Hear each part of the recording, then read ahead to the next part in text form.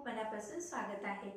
तर थंडीचे दिवस सुरू झालेले आहेत। तर थंडीच्या दिवसामध्ये आपले आरोग्य चांगले राहण्यासाठी आपल्या आरोग्याला चांगला आहार पाहिजे।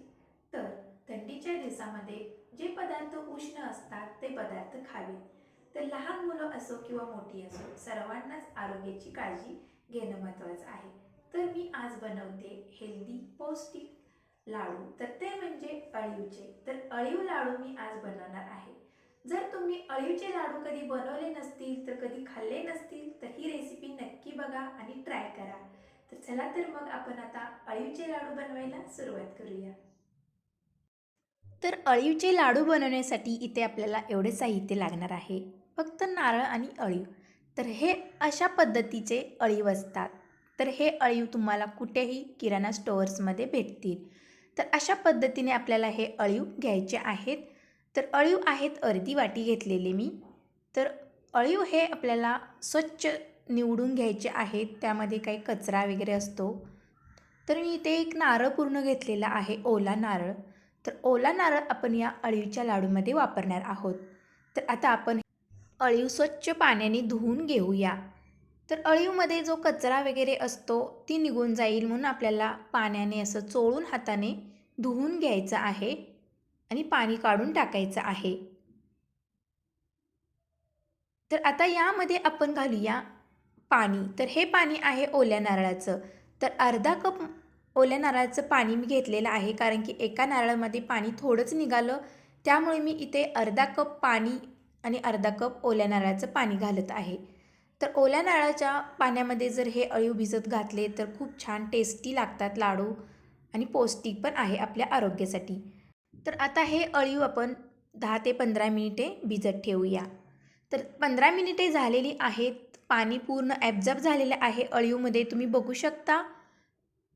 पूर्णपणे भिजलेले आहेत अळीव। तर फुगलेले आहेत, तुम्ही बघू शकता। तर हे अळीव एकदम ब्राऊन कलरचे असतात, थोडेसे तांबूस कलरमध्ये। तर कलर चेंज झालेला आहे पूर्णपणे। तर आता आपण 1 वाटी अळीव फुगून झालेले आहेत पाण्यामध्ये, त्यासाठी 1 वाटी भरून गूळ घेतलेला आहे आणि 1 वाटी भरून ओल्या नारळाचा चव घेतलेला आहे, म्हणजे केस घेतलेला आहे। तर एवढं प्रमाण आपल्याला हवं आहे। तर खूप काही साहित्य नाही, कमी साहित्यामध्ये हे लाडू बनले जातात। तर इथे मी पॅन तापत ठेवलेला आहे। तर 1 चमचा तूप घातलेला आहे। तूप घातले नाही तरी चालेल, पण मी इथे 1 चमचा तूप घातलेला आहे। तर आता आपण घालूया ओल्या नारळाचा कीस। तर इथे मी प्रमाण बरोबरच घेतलेलं आहे। अर्धी वाटी अळीव घेतलेले होते, ते भिजल्यानंतर 1 वाटी झाले। तर 1 वाटी नारळाचा कीस, 1 वाटी अळीव आणि 1 वाटी गूळ। तर गूळ हा किसून घेतलेला आहे। जर तुम्हाला जास्त गोड हवे असतील लाडू तर तुम्ही अजून थोडासा गूळ इथे वापरू शकता। तर आता आपण हे मिक्स करून घेऊया। तर खूप काही साहित्य लागत नाही, अगदी कमी साहित्यामध्ये हे अळीवचे लाडू बनले जातात। तर थंडीच्या दिवसामध्ये हे लाडू आवर्जून खावेत। तर ज्या बायकांची डिलिव्हरी झालेली असती त्या बायकांनी तर रोज लाडू हा अळीवचा खावा। तर लहान मुलांनी पण हा लाडू एक खावा, कारण की थंडीच्या दिवसामध्ये आपल्याला उष्णतेची गरज असते, म्हणून थंडीच्या दिवसामध्ये उष्ण जे पदार्थ असतात ते बनवून खाल्ले पाहिजेत। तर अळीवमध्ये खूप उष्णता असते, म्हणून अळीवचे लाडू खाण्यामध्ये रोज असावेत। तर अशा पद्धतीने गुळाचं पाणी पूर्णपणे ॲब्झॉर्ब झालेलं आहे। नारळाचा किस होता तो गुळामध्ये छान शिजलेला आहे। तर अजून 2 ते 3 मिनिटे आपण ठेवूया। पूर्णपणे ॲब्झॉर्ब झालं पाहिजे, आटलं पाहिजे पाणी। तर अशा पद्धतीने आपण इथे सर्व गुळामधील पाणी आटवलेलं आहे, चिकटपणा आलेला आहे मिश्रणला। तर अशा पद्धतीनेच आपल्याला हे मिश्रण हवं आहे। कोरडे झाले की मिश्रण समजावे की आपलं हे लाडू बनण्यासाठी तयार आहे। तर आता आपण स्वादानुसार इथे इलायची पावडर घालणार आहोत। तुम्ही इथे जायफळची पूडही वापरू शकता। तर आता हे मिक्स करून घेऊया आणि थंड करायला ठेवूया। थंड झाल्यानंतर याचे आपण लाडू बांधून घेणार आहोत। खूप काही अवघड नाही।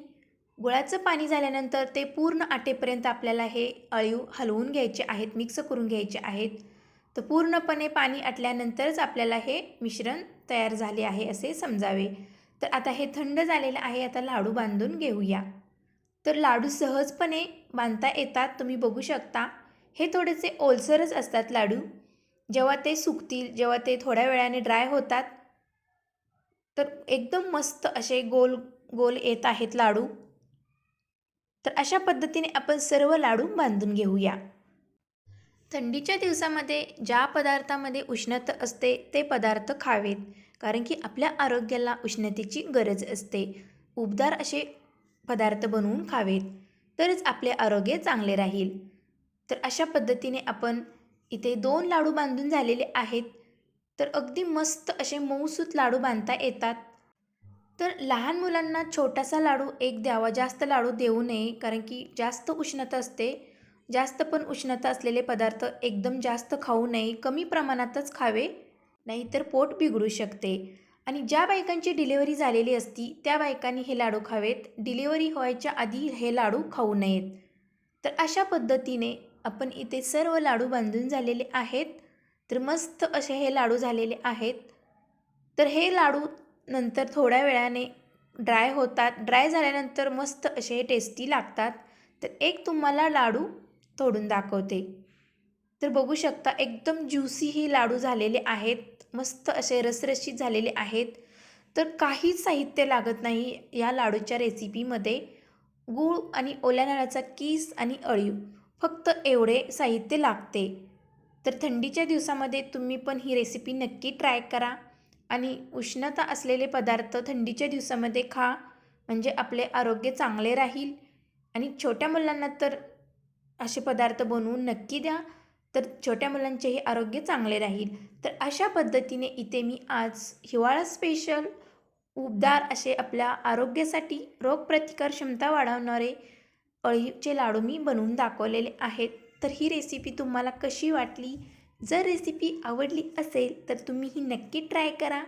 अजून जर माझ्या चॅनेलला तुम्ही सबस्क्राईब केलं नसेल तर लाईक, शेअर, सबस्क्राईब जरूर करा. भेटूया पुढच्या रेसिपीमध्ये. तोपर्यंत बाय बाय.